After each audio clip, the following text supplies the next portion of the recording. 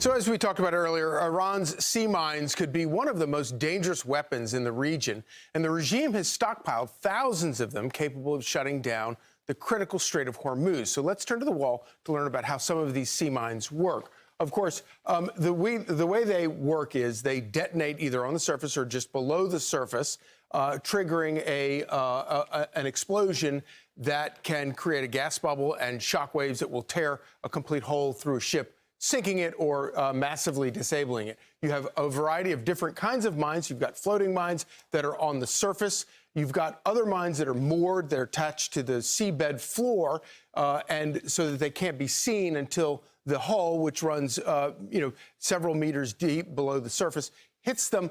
You also have more modern mines that use infrared and other radio waves in order to detect a ship coming by, which is why a lot of the minesweeping ships that the U.S. military has used up until recently still have wooden hulls or fiberglass hulls so as not to detonate those mines. And of course, all of this comes down to the fact that and the reason why Iran has managed to hold the world hostage with its oil is by the fact that if they can control that Strait of Hormuz, that little dip of the water that comes up deep into their territory, then they can control the most important economic fuel that runs the entire global economy.